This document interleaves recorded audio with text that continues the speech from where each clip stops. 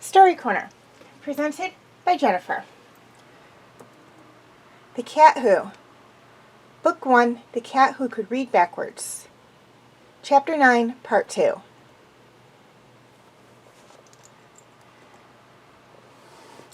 Okay, for those of you who have not yet seen the first few videos for The Cat Who Could Read Backwards, I suggest you go view those now, as this is a continuation of that story.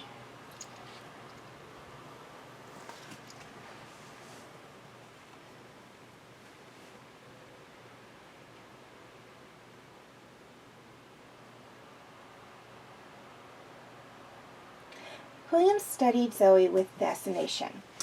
Her quiet animation, her obvious conviction. He didn't understand what she was talking about, but he enjoyed being under her spell. "I think you'd like Nino," she went on. "He is elemental and real. And sad, in a way. Or perhaps you and I are the sad ones, conducting ourselves according to a prescribed pattern. It's like following the steps of a dance composed by a dictatorial dance master. The dance of life should be created from moment to moment with individuality and spontaneity." Qwuilleran roused himself from a rapture state and said, "May I ask you a personal question? Why do you paint such incomparable things when you have the ability to make real pictures of real things?" Zoe gazed at him sweetly again. "You are so naive, Mr. Qwuilleran, but you are honest, and that is refreshing. Real pictures of real things can be done by a camera. I paint the exploratory spirit of today. We don't have all the answers, and we know it.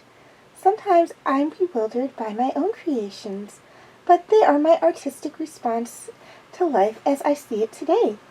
True art is always an expression of its time." "I see." He wanted to be convinced, but he wasn't sure that Zoe had succeeded.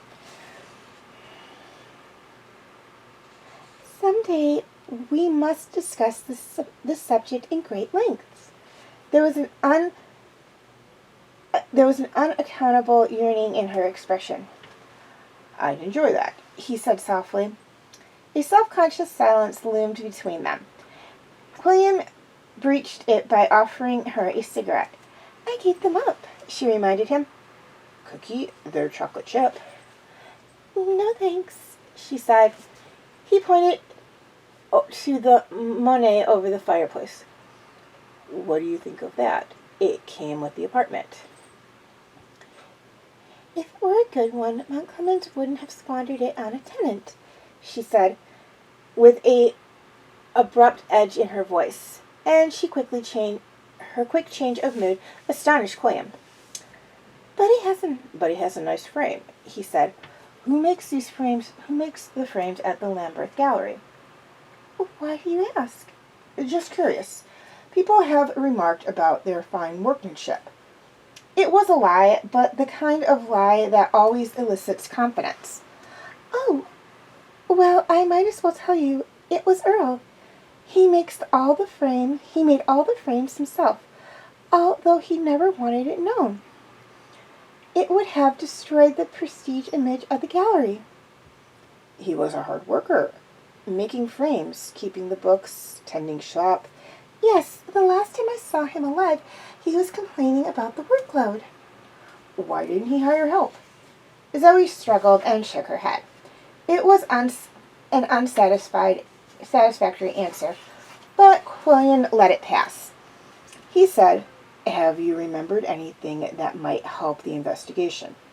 Anything your husband said when you were there at 5:30? Nothing of importance.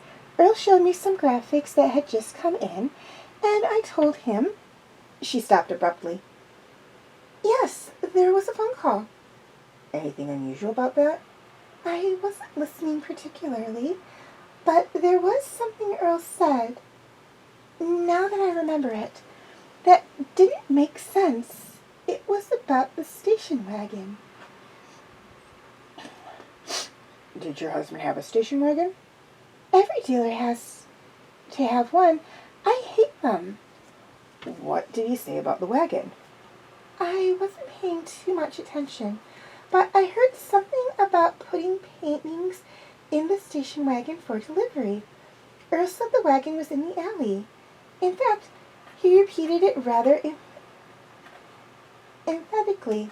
That's why it comes to mind. I didn't think of it at the time, but now it seems strange." "Why does it strike you as strange?" "Our car was at the repair shop, having a tune-up. It's still there. I never picked it up. Earl had dropped it off at the garage that morning, and yet he was insisting, on the phone, that it was in the alley, as if the other party was giving him an argument." "Do you know who was on the line?" Qwuilleran asked. "No, it sounded like long distance. You know how people shout when it's long distance. Even when it's a perfectly good connection, they think they have to pitch their voices higher." "Maybe your husband was telling a little white lie, for business reasons." "I don't know." "Or maybe he was referring to some other dealer's station wagon."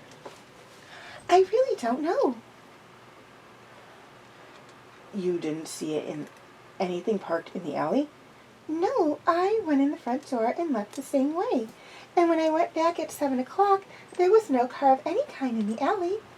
Do you think the phone call had something to do, has any bearing on what happened?" "It wouldn't hurt to tell the police about it. Try to remember as much as you can."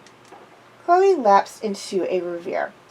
"By the way," Qwuilleran said, "does Montclemens have a car?" "No," she murmured. Qwuilleran took a long time to refill his pipe, tapping it noisily on the ashtray.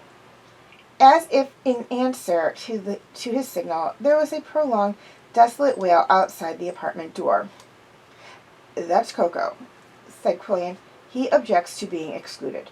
Mind if he comes in?" "Oh, I adore Koko Kong." Qwuilleran opened the door, and the cat, after his usual reconnaissance, walked in, his tail moving from side to side in graceful arabesque. He had been sleeping and had not yet limbered his muscles. Now he arched his back in a taut curve, after which he extended two forward legs in a luxurious stretch.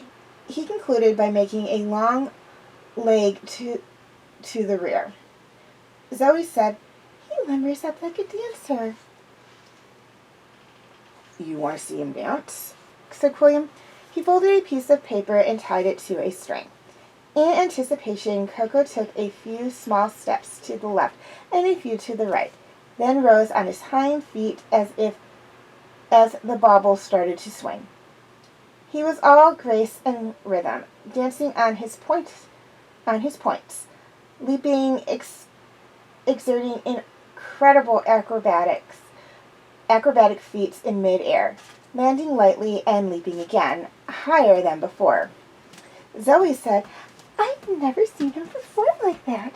Such elevation. He's a real ninjetski." Clement stresses intellectual pursuits. Qwuilleran said, "And this cat has spent too much time on the bookshelf. I hope to broaden his range of interests. He needs more athletics." "I'd like to make some sketches." She dived into her handbag.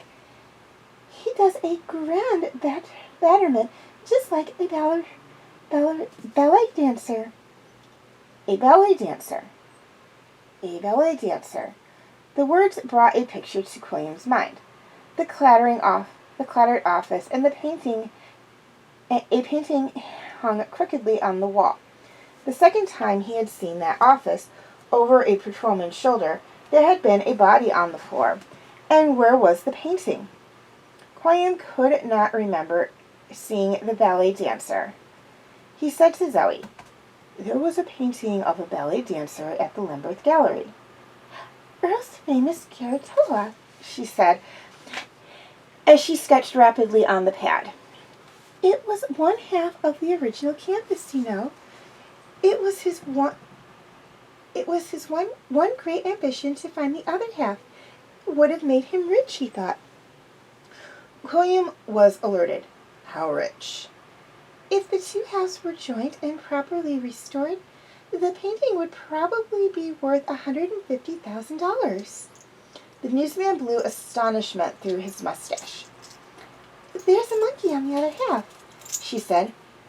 "Giotto painted ballerinas or monkeys during his celebrated Vibro period, but only once did he paint both dancer and monkey in the same composition. It was a unique piece, a collector's dream. After the war, it was shipped to a New York dealer and damaged in transit, ripped down the middle. Because of the way the picture was composed, the importer was able to frame the two halves and sell them separately. Earl bought the half with the dancer and hoped to trace the half with the monkey."